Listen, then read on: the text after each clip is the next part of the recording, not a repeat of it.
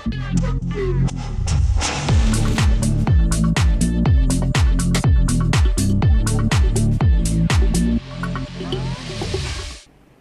Azlan Mat Rasib merupakan seorang aktivis yang giat memperjuangkan suara rakyat menerusi parti PKR. Ikuti kisah beliau dalam eksklusif Suber kali ini. Saya dilahirkan dan dibesarkan di Ampang, Selangor. Saya dilahirkan pada tahun 1977. Jadi saya pergi ke sekolah di sekolah St. John's, sekolah rendah dan sekolah menengah St. John's, Bukit Nanas, Kuala Lumpur. Dan kemudian melanjutkan pelajaran dalam bidang sains politik di UIA, Universiti Islam Antarabangsa, Petaling Jaya dan juga Gombak. Saya telah berkahwin dan mempunyai seorang anak dan sedang menetap di Kuala Lumpur di Taman Koperasi Polis Fasa 2, kawasan Parlimen Batu. Penglibatan saya dalam Parti Keadilan adalah sejak Parti Keadilan dimulakan. Ketika itu saya baru tahun pertama di Universiti Islam Antarabangsa dan masih lagi belum tahu nak ambil ijazah apa. Jadi tiba-tiba terjadinya gerakan reformasi, Datuk Seri Anwar Ibrahim dipecat. Saya pun ketika itu sebenarnya tidak tahu tentang politik. Saya tidak minat tentang politik. Minat saya adalah sebenarnya dalam bidang cinta pertama saya adalah dalam bidang seni sastera. Saya lebih cenderung kepada bidang puisi dan teater sehingga hari ini.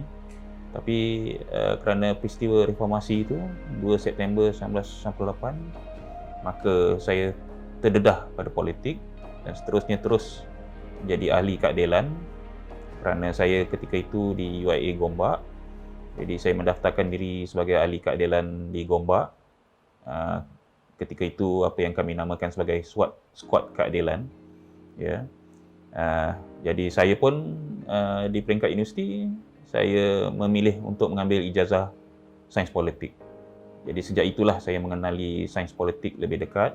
Saya terlibat secara terus dalam Parti Keadilan dan saya juga terdedah lagi banyak-banyak perkara elemen tentang politik melalui seni sastera sehinggalah hari ini. Kalau secara khususnya peristiwa yang menarik perhatian itu, mendorong perhatian saya adalah saya lihat mengapa seluruh negara, termasuk dunia, tiba-tiba terperanjat, bising, marah atas pemecatan Datuk Seri Anwar Ibrahim. Ya. Jadi saya terdedah pada satu peristiwa dan beberapa peristiwa lainnya apabila saya membawa para pelajar UIA membaca puisi di Rumah Pena, Persatuan Penulis Nasional setiap bulan. Dan apabila berlakunya pemecatan Datuk Seri Anwar Ibrahim, tiba-tiba saya mendengar puisi-puisi protes atau marah yang dibacakan oleh beberapa para penulis, penyair, terutamanya penyair veteran Pak Dinsman. Ya, ketika itu yang memang setiap bulan beliau membaca puisi di Rumah Pena. Jadi terus puisi-puisi beliau membuat saya terfikir, membuat saya kaget. Apa yang berlaku ni? Mengapa betul ke apa yang dilaungkan, dinyatakan dalam bait-bait puisi Pak Dinsman ni? Jadi itu mendorong saya buat research, bertanya pada orang, siapa Anwar Ibrahim ni? Betul ke UMNO begini? Betul ke kita ni dalam hal legislatif perundangan begitu kejam? Adakah ini maksudnya politik? Jadi itu tiba-tiba membuatkan saya tertarik. Ini rupanya beberapa elemen dalam politik itu, dalam juga gerakan reformasi, hala tuju reformasi, rupanya ada di dalam yang saya temui dalam bidang seni sastera yang memperjuangkan integriti, moral, keadilan, ya, dan juga sebagai Islam, seorang Muslim yang kita boleh temui dalam agama Islam. Jadi itu yang membuatkan saya berkata pada diri sendiri bahawa sains politik dan juga bidang politik ni serasi dengan apa yang saya minat nampaknya ketika itu.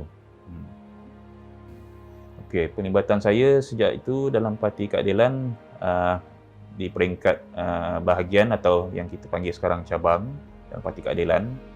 Saya seperti saya nyatakan, saya terlibat mula-mula dalam skuad Keadilan Gombak, dan apabila setelah saya berkahwin tahun 2004, saya menetap di Sentul, kawasan Parlimen Batu.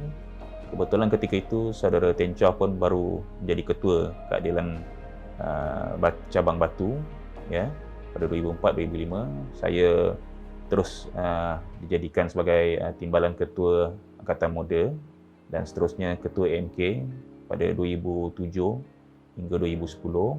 Saya menjadi ketua AMK cabang Batu.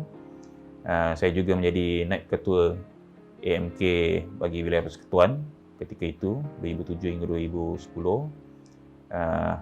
Di peringkat cabang juga saya pernah menjadi timbalan ketua penerangan Keadilan cabang Batu 2010 hingga 2014, dan kini dalam jawatankuasa yang lepas saya menjadi naib ketua Keadilan cabang Batu dan sekarang mempertahankannya jawatannya dalam pemilihan yang akan datang. Manakala di peringkat nasional, saya pernah menjadi timbalan pengarah komunikasi keadilan di bawah YB Fahmi Fadil, Ahli Parlimen Lembah Pantai pada 2017 hingga 2018. Saya juga di peringkat keadilan nasional, saya pernah menjadi timbalan ketua penerangan AMK Malaysia bawah YB Samsul Iskandar pada 2010 hingga 2014. Selain itu, saya terlibat dalam beberapa biro-biro pusat keadilan.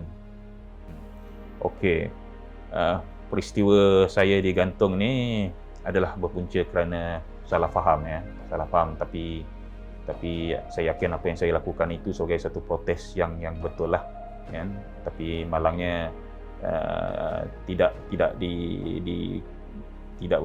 YB Prabakaran tidak berpuas hati, jadi beliau membuat laporan kepada Biro Disiplin.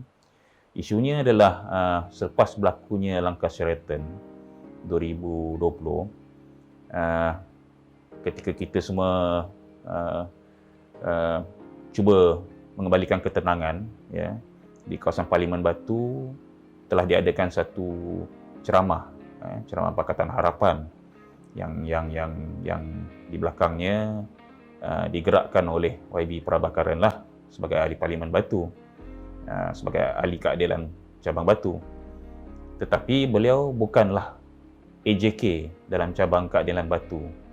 Jadi apabila beliau mengusahakan ceramah ini bersama komponen Pakatan Harapan yang lain, kami tiba-tiba terkejut. Apa ni? Program apa ni? Jadi mengapa tidak diberitahu kepada kami yang sebagai ahli jawatankuasa keadilan cabang Batu, ya? Jadi kami mempersoalkan tindakan beliau. Jadi sehinggalah pada hari ceramah tidak ada sebarang makluman atau jemputan rasmi. Jadi kami lihat ini satu gerakan tindakan yang tidak menghormati lah, ya, dan tidak mengikut SOP dalaman parti lah. Jadi kami mempersoal apa tujuannya, ya. Apatah lagi Ketua Cabang Keadilan yang juga naib Presiden Keadilan, Saudara Ten Chua, agak terpalit sedikit dengan peristiwa yang berlaku itu kerana beliau adalah pimpinan utama atasan, dan kebanyakan yang pimpinan utama keadilan yang keluar daripada parti itu rapat dengan beliau, ya. Jadi saya telah bertindak untuk bersuara dalam ceramah itu. Kami secara teknikal mempersoalkan, sekali lagi, itu ceramah Pakatan Harapan. Parti Keadilan komponen Pakatan Harapan, betul. Tapi mengapa tidak diberitahu kepada kami, ahli jawatankuasa keadilan cabang Batu? Jadi ianya tidak dianjurkan oleh kami, Parti Keadilan cabang Batu. Jadi penganjuran itu sebenarnya tidak betul. Ya, tidak betul, menyalahgunakan nama keadilan cabang Batu. Jadi saya juga hadir ke ceramah itu pada malam itu kerana juga untuk menghalang beberapa ahli-ahli keadilan yang juga tidak puas hati dengan penganjuran ceramah itu. Jadi saya ingin hadir untuk menghalang mereka daripada membuat sebarang kekecohan, ya. Telah terbukti apabila malam itu ketika ceramah saya hadir, saya duduk saya mendengar ceramah-ceramah, para penceramah memberi ceramah, saya tidak membuat kecoh. Saya hanya berdiri bersuara apabila ketika giliran YB Prabhakaran memulakan ceramahnya. Ya, saya mengatakan kata-kata protes lah, kan. Jadi suasana menjadi kecoh sedikit. Akhirnya YB Prabhakaran membuat aduan kepada Biro Disiplin Parti Keadilan Rakyat, ya, untuk menggantung saya. Apabila surat gantung itu sampai dalam sebulan kemudian, ramai tertanya-tanya, adakah saya dipecat atau digantung kerana dakwaan saya terlibat dengan langkah Sheraton. Persoalan ini berlaku kerana surat yang saya terima itu serentak dengan surat-surat penggantungan dan pemecatan ahli-ahli keadilan yang terlibat dalam Sheraton, ya. Jadi ramai yang kenalan saya di Gombak, di Batu, di kawasan Gombak di wilayah Persekutuan, di Selangor, kenalan-kenalan yang senior-senior dalam keadilan yang begitu ambil berat tentang saya, tertanya-tanya, mengapa ni? Kalau saya digantung kerana langkah Sheraton, saya tidak terlibatlah dalam langkah Sheraton. Jadi ini perlu diperbetulkan, kerana dalam surat itu tidak ditulis mengapa saya digantung, atas alasan apa, ya. Jadi alhamdulillah nampaknya beberapa senior dalam keadilan telah mengambil langkah membantu saya, ya. Mereka nampaknya telah, saya percaya, highlight isu saya kepada Datuk Seri Anwar Ibrahim, Presiden Keadilan. Jadi dikatakan dalam salah satu mesyuarat pimpinan pusat, Datuk Seri Anwar menjadikan kes penggantungan saya sebagai contoh, kerana tidak ditulis mengapa saya digantung. Jadi dikatakan Datuk Seri Anwar Ibrahim mengeluarkan arahan supaya semua surat pemecatan dan penggantungan dikeluarkan sekali lagi, tapi disebut mengapa. Jadi terus dalam masa tempoh yang singkat, terus kami dapat surat yang kedua, dinyatakan. Jadi betul lah saya digantung kerana penglibatan saya dalam protes ceramah Pakatan Harapan yang dianjurkan oleh YB Prabhakaran, ya. Jadi tentang itulah lebih kerana saya digantung selama setahun. Jadi itu juga hujah-hujah yang saya berikan kepada Biro Disiplin, yakni kami tidak berhati ceramah itu dianjurkan tanpa pengetahuan, tanpa makluman secara rasmi kepada Keadilan Cabang Batu. Ianya telah menyalahgunakan nama Cabang Keadilan Cabang Batu oleh YB Prabhakaran. Kalau dalam konteks digantung ketika itu selama setahun dan masih lagi mahu terlibat dengan keadilan dengan suasana latar langkah Sheraton semua, kita mesti istiqomah lah. Satu, kita lihat kita telah menempuh kejayaan rakyat, ya. Kita telah memenangkan rakyat pada PRU 2018. Jadi apabila berlaku kekecohan, dugaan Perdana Menteri meletak jawatan, kerajaan jatuh dan berlakunya kekecohan dalam Parti Keadilan, saya lihat kita perlu bertenang, ya. Kita perlu berfokus dan selain berhati-hati untuk mengambil langkah-langkah yang selanjutnya, kita perlu memulihkan keyakinan rakyat, ya. Kita perlu mengambil semula kuasa untuk membawa balik mandat rakyat, ya. Jadi pada apabila saya dilihat secara faktanya, memang saya digantung kerana masalah salah faham kecil yang teknikal berkenaan ceramah tersebut. Saya anggap ini perkara kecil, ya. Saya yakin rekod saya selama 23 tahun dalam Parti Keadilan, pelibatan saya yakin para pemimpin boleh menilai lah, ya. Saya istiqomah dalam hal itu dan memang terbukti para pemimpin yakin dengan saya.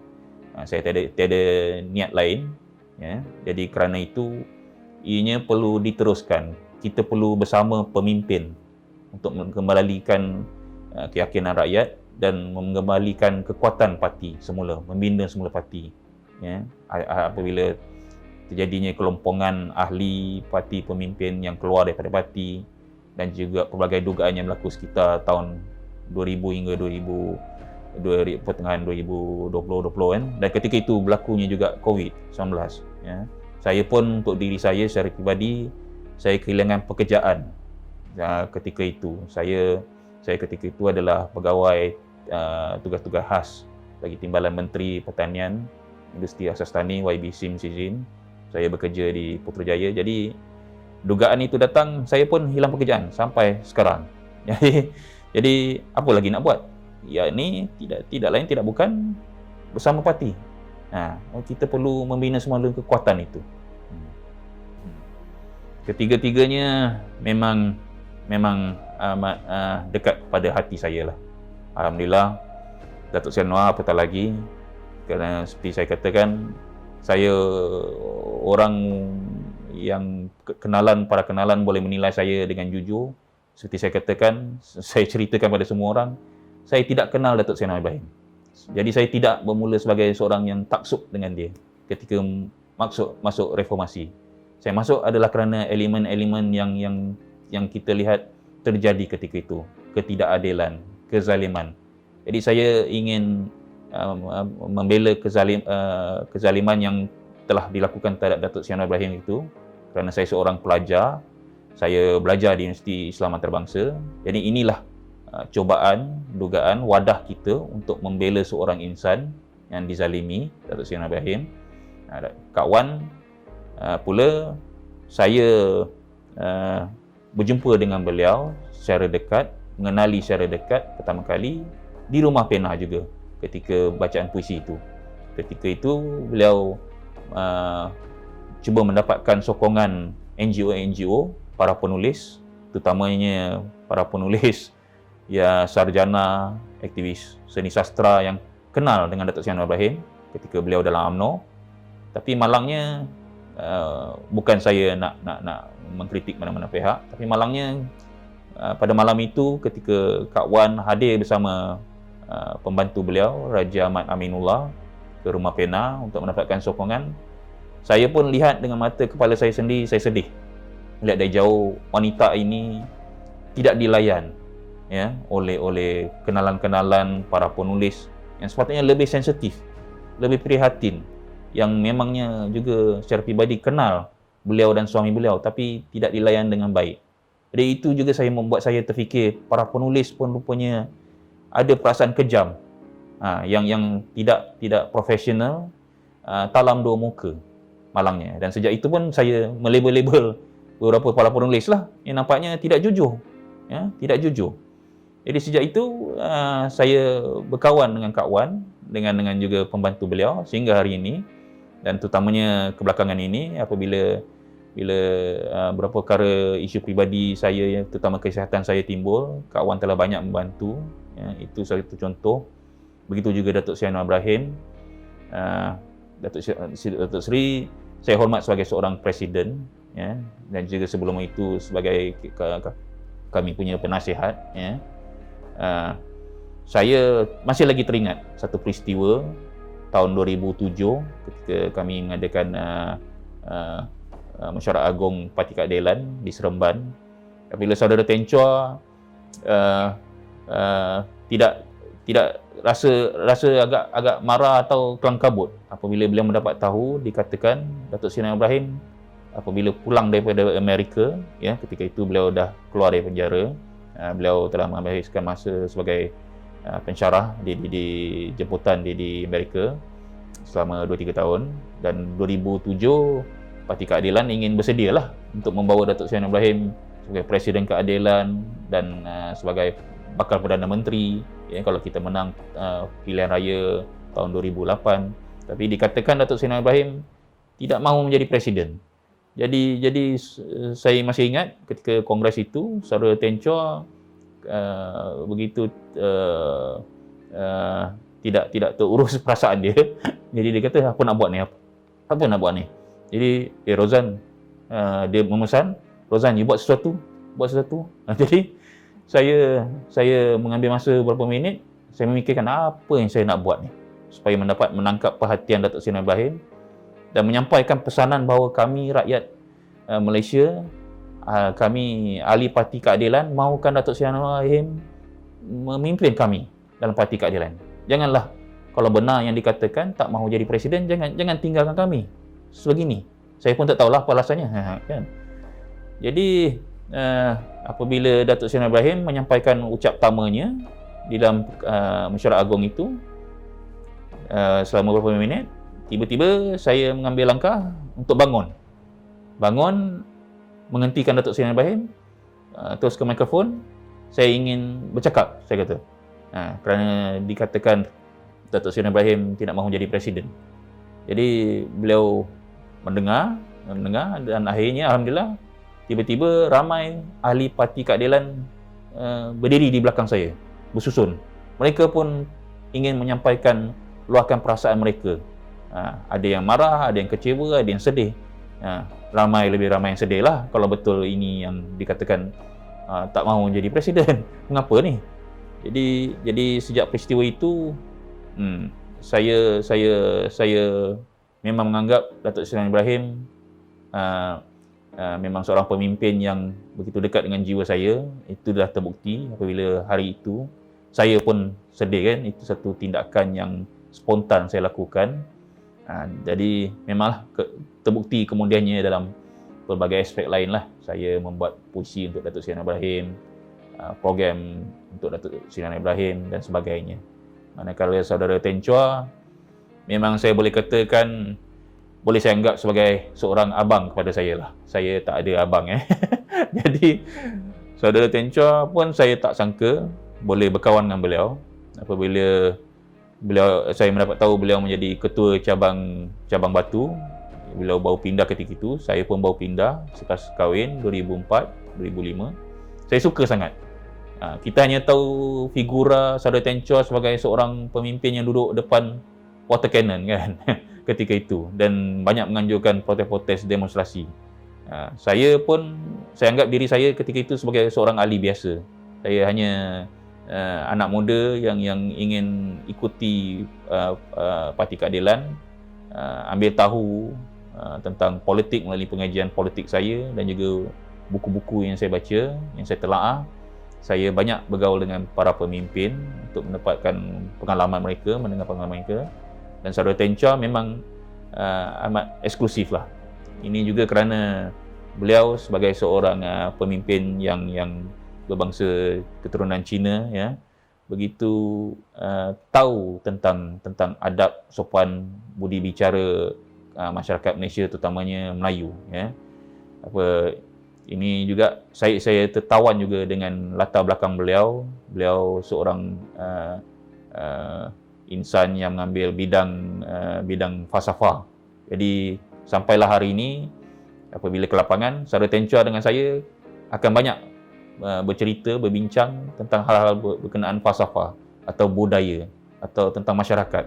Jadi ini yang satu aspek personality beliau yang saya yakin membuat saya minat terhadap beliau sebagai seorang pemimpin, dan juga saya yakin ramai di luar sana yang kagum melihat saudara Ten Chua, ya.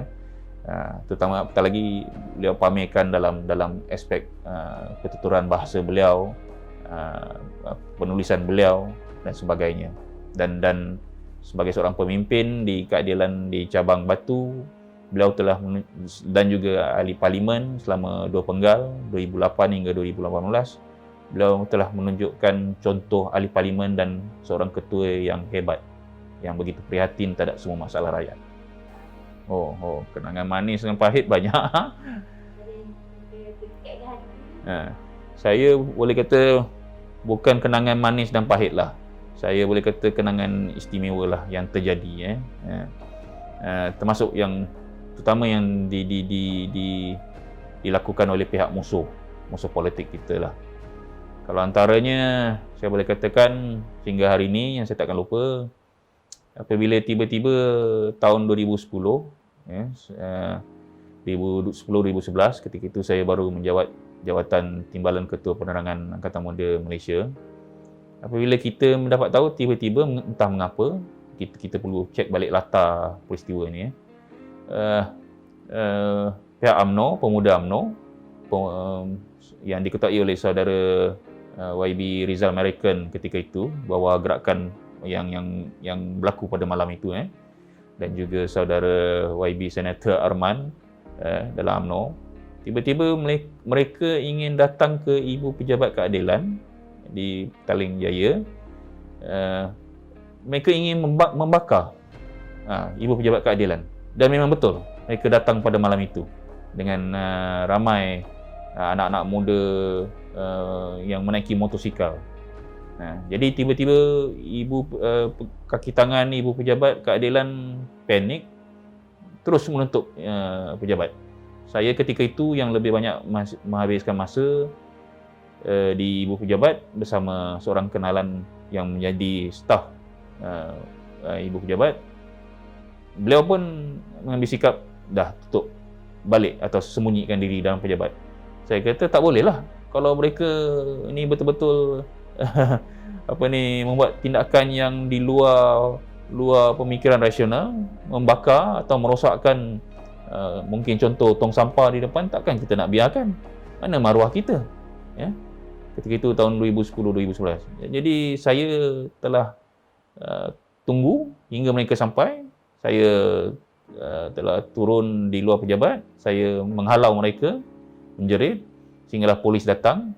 Kita pun mempersoal tindakan polis ketika itu kerana balai polis pun tidak sampai 10-20 tapak dari Pejabat Keadilan, ya. Jadi mengapa ini dibiarkan? Jadi sebagai respon pada peristiwa itu, saya mendapat arahan pula 2-3 hari kemudian oleh YB Samsul, Ketua Angkatan Muda Keadilan ketika itu, untuk membuat ancaman juga ancaman kepada pihak utusan Malaysia yang ketika itu masih beroperasi di pejabat lama mereka. Jadi saya membuat itu yang menyebabkan juga pihak UMNO dan NGO-NGO yang mesra kerajaan juga telah datang cuba mempertahankan pejabat utusan. Jadi itu saya anggap satu peristiwa yang sangat dahsyatlah kerana saya yang menggerakkannya. Jadi ini satu pengalaman yang sebenar, saya lihat sebenar. Kalau yang lain mungkin adalah peristiwa saya ditahan polis beberapa kali, tapi yang paling tinggi agaknya apabila saya dibicarakanlah di mahkamah lah. Ini adalah kerana penglibatan saya dalam demonstrasi Kita Lawan. Masa itu Kita Lawan adalah satu demonstrasi ingin menurunkan Datuk Seri Najib yang ketika itu Perdana Menteri, ya. Jadi saya bersama beberapa kawan-kawan aktivis anak muda dan juga keadilan telah diheret ke mahkamah. Kami telah didakwa. Kami didakwa atas beberapa akta, jadi terpecah kepada 3 kumpulan. Jadi antaranya yang didakwa di mahkamah, dibicarakan di mahkamah adalah saudara Mandit, Adam Adli, YB Maria Chin. Saya didakwa bawah akta perhimpunan aman Seksyen 42 bawah bersama dengan YB Chang Likang, Adun Teja ketika itu, dan juga YB Lee Chian Chun yang sekarang adalah Bendahari Keadilan. Jadi proses pendakwaan di mahkamah ni makan masa bertahun-tahun. Ianya telah makan masa selama 3 tahun. Jadi itu pengalamannya juga yang sangat pahit lah kerana kami terpaksa turun naik mahkamah selama 3 tahun, dan alhamdulillah syukur kebenaran keadilan berpihak di pihak kita selesai pada tahun 2018. Dan manakala kalau saya nak kata peristiwa paling manis, saya rasa tentunya semua rakyat Malaysia bersetuju, yakni Parti Keadilan Rakyat dan Pakatan Harapan akhirnya bersama Gerakan Reformasi menang pilihan raya pada 2018. Peluang anak muda saya yakin memang yang terbaiklah disediakan untuk anak muda. Ini adalah kerana Parti Keadilan Rakyat adalah satu parti, ya, yang memangnya istimewa, yang berlainan daripada parti-parti lain.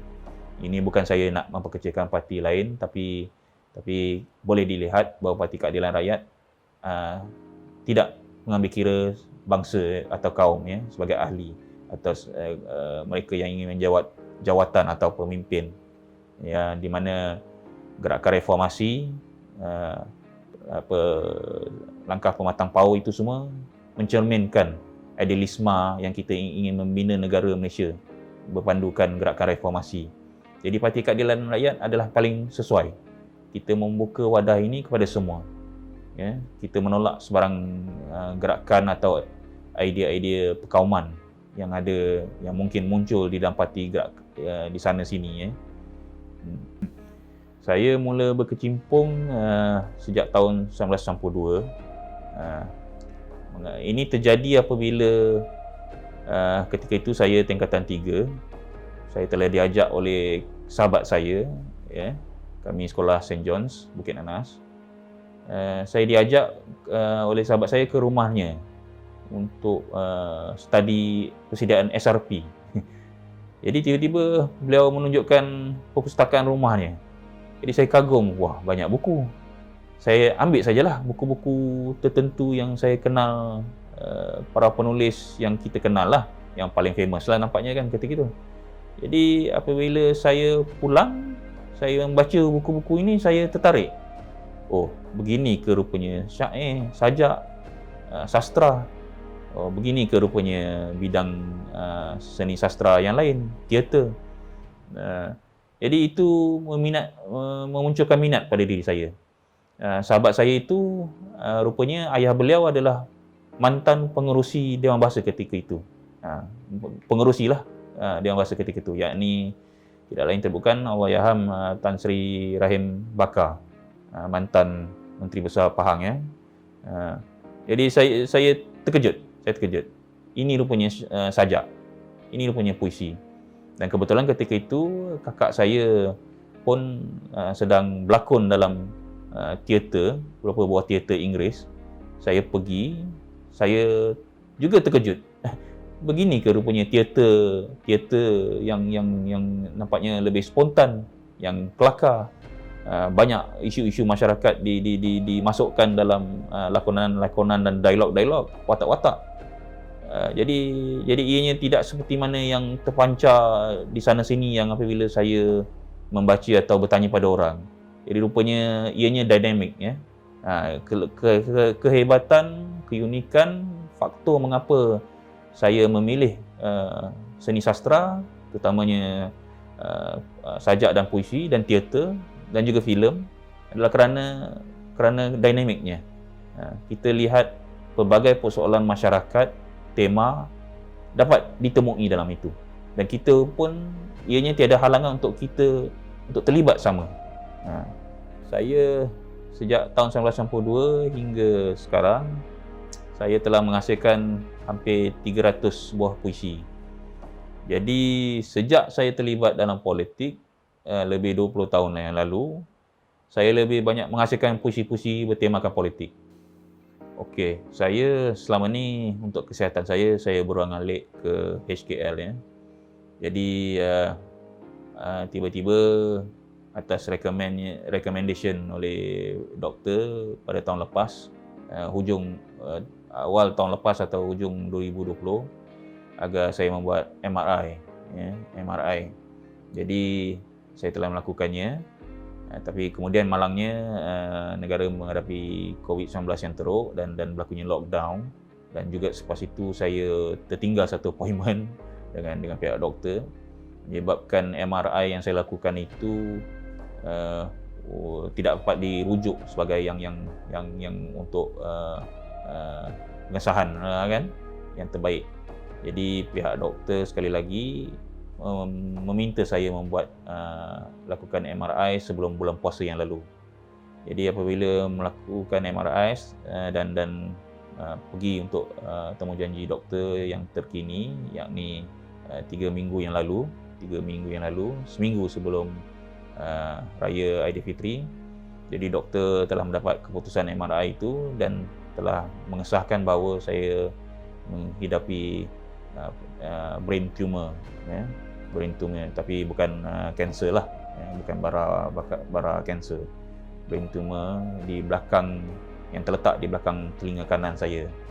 Jadi ini berdasarkan apabila kita melihat perbandingan MRI tahun 2020 itu dengan yang baru dilakukan itu, ianya membesar. Jadi selain daripada itu juga saya mengadu kepada doktor kerana sejak hujung tahun lalu tiba-tiba apabila kadang-kadang bila saya berdiri, atau berjalan kaki dalam 20 ke 30 langkah, saya menjadi tidak stabil. Seperti orang menolak saya. Jadi itu yang doktor meminta saya buat MRI selepas itu, dan apabila telah melihat hasil keputusan MRI ni, jadi ianya sahih bara otak, tumor otak. Okey. Jadi saya dan keluarga telah mendapatkan pandangan kedua, pandangan ketiga daripada pihak lain, daripada HKL di klinik dan juga hospital swasta. Jadi malangnya tentang pendengaran saya. Jadi kata mereka, termasuk Dr. HKL, pendengaran dah tak boleh dipulihkan. Pendengaran saya di telinga kanan telah agak berkurangan. Jadi doktor di HKL telah meminta saya berjumpa pakar telinga, tapi pula doktor pakar telinga pula mengatakan telinga kiri pun saya ada masalah. Jadi ini agak mendebarkanlah tentang telinga. Saya lebih bimbang sebenarnya dari segi aspek penglihatan saya, telinga saya, tangan dan kaki saya lah. Saya bimbang kalau ini ada mendatangkan masalah dari segi saya tidak berupaya untuk melihat atau mendengar atau tak dapat menulis. Ini akan mengganggu aktiviti saya dari segi menghasilkan puisi atau membaca buku kan. Tapi alhamdulillah setakat ni tak ada. Alhamdulillah sejak dikesan ada tumor otak ni tiadanya berlaku sebarang kesakitan. Ini yang saya bersyukur sebenarnya. Dalam pemilihan parti ini pun saya kesana sini berkempen sedikit. Alhamdulillah saya boleh masih buka mulut menjerit-jerit reformasi, hidup Tencua ke, undi saya, kan? Itu masih boleh berlaku, dan saya anggap itu sebenarnya yang diperlukan, kerana doktor-doktor, kenalan-kenalan semua mengatakan saya perlu exercise, wajah, muka saya dan mulut saya perlu menggerakkannya. Doktor juga meminta saya berjumpa pakar physiotherapist, fisioterapi muka, di mana ini perlu saya usahakan sendiri. Kalau nak minum pun kena minum pakai straw, tak boleh minum ini. Itu semua untuk agar memulihkan balik kembali urat dan saraf otot wajah saya. Dan saya telah membuat keputusan untuk membuat pembedahan jenis apa yang dikenali sebagai radioterapi gamma knife. Gamma knife. Ini adalah kerana antaranya melalui pembedahan jenis ini, ada yang memanggilnya sebagai tembak, menggunakan tembak. Tidak perlu kita membedah otak, kepala, tak perlu. Jadi hanya tembak melalui radioterapi itu, gamma knife itu. Cumanya macam saya kata, dari segi aspek pendengaran tu dah tak boleh dipulihkan, baik sama ada apa jenis pembedahan pun.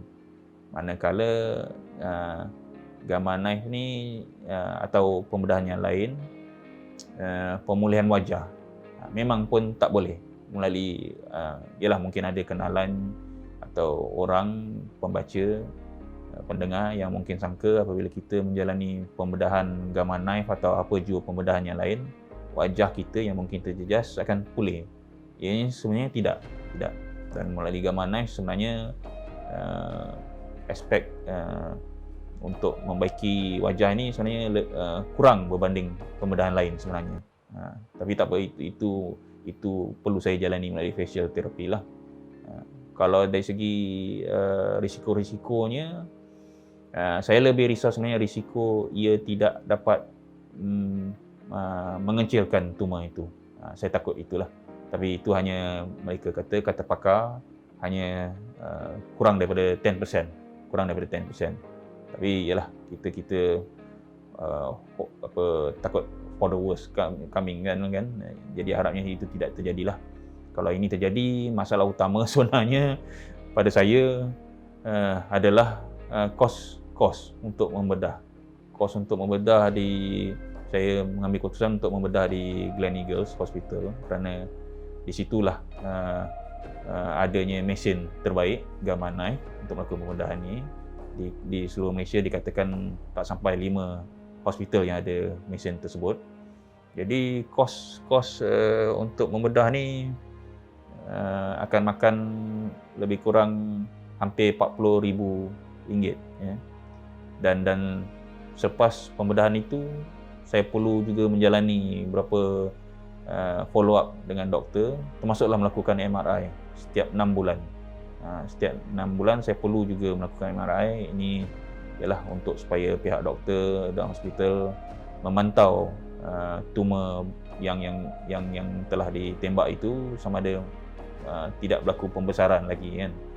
Jadi ini juga makan kos yang dijangka juga keluarga saya buat kiraan mungkin juga makan kos RM30,000.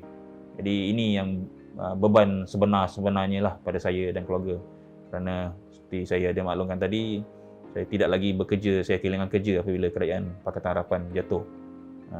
Tapi alhamdulillah setakat ni ramai pihak kenalan menghulurkan bantuan dan saya yakin ramai lagi yang tertanya-tanya. Saya kata okey, tak apa, nanti saya akan umumkan ya, dengan atas usaha inisiatif saudara Ten Chua dan juga ramai kenalan lain. Alhamdulillah kos untuk melakukan pembedahan ni telah hampir berjaya, cukup. Jadi itu yang terus saya tidak mahu membuang masa, terus saya ingin melakukan pembedahan. Tadi rasa okey dah. Okey.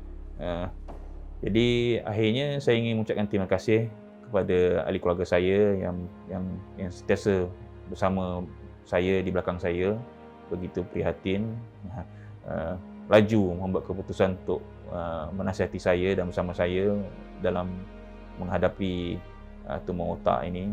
Saya masih lagi ingat ketika disyaki saya ada brain tumor ni, keluarga saya begitu laju panik, risau tentang apa yang perlu dibuat, bagaimana, adakah ianya jenis kanser. Ya, alhamdulillah tidak. Dan juga isteri saya kerana memang prihatin bersama saya, tegur bersama saya dan ahli keluarga. Kami sejak disyaki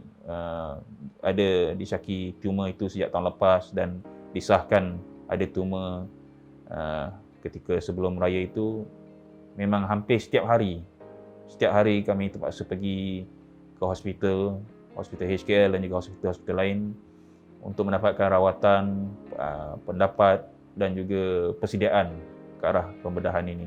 Dan juga saya yakin supaya pembedahan pun perlu juga menjalani kehidupan yang samalah. Jadi nampaknya kehidupan normal saya dalam politik dan membaca buku dicuri oleh norma baru ini, yakni ke hospital ya. Saya juga ingin mengucapkan terima kasih kepada saudara Ten Chua terutamanya yang sering menasihati saya, jangan bimbang. Jadi beliau telah melakukan yang sebaik mungkin untuk diri saya dalam persediaan pembedahan ini, terutama dari segi kos. Ini terutamanya juga beliau bersama dengan Datuk Seri Ibrahim dan Dr. Wan Azizah juga banyak membantu dari segi aspek memberi semangat dan juga kewangan yang membantu saya. Tidak lupakan juga kepada Menteri Besar Selangor yang juga membantu saya dan tidak lain tidak bukan juga kepada semua kenalan sahabat-sahabat saya dalam sekolah, universiti, dalam pelbagai NGO, para penulis, kawan-kawan terutamanya dalam Parti Keadilan Rakyat, dari Reformasi yang juga banyak membantu memberi sumbangan. Selamat pulang Wiraku didedikasikan khas buat Anwar Ibrahim. Sekali lagi, Matahari September menjadi saksi bahawa maha kezaliman selama merantai penodongeng tuduh fitnah kini kalah dan kerdil berdepan hakikat kebenaran yang lama sabar menanti. Walau kemarin dilontar 1000 keji dayus, walau kemarin dicabar 1000 hela rakus, namun Wiraku terus kekal terbukti dan terbilang simbol kebangkitan harapan satu dalam 1000. Selamat pulang Wiraku. Kami semua sudah sedia untuk bersamamu. membawa gelombang senantiasa subur, tak lumpuh pudar atau lenyap padam. Selamat pulang wiraku. Datanglah dugaan, datanglah cabaran. Sumpah kami adalah setia berkorban dan sedia berjuang. Kini lebih teguh, kini lebih gagah. Kerana betapa kami hayati pesanan keramat itu, masih bergema segar nadi juang dan nada amanahmu. Kalau takut dengan risiko, jangan bicara soal perjuangan. Selamat pulang wiraku, teruslah pimpin kami berjuang.